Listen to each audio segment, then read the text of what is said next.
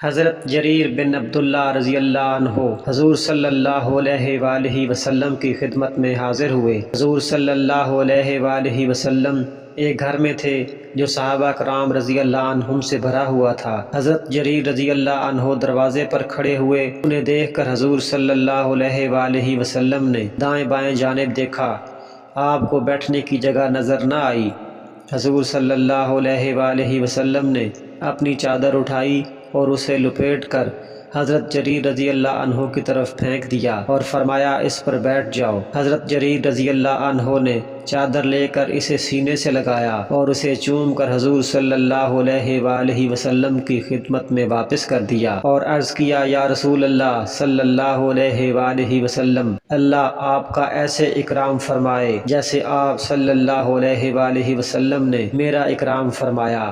حضور صلی اللہ علیہ وآلہ وسلم نے فرمایا، جب تمہارے پاس کسی قوم کا قابل احترام آدمی آئے تو اس کا اکرام کرو۔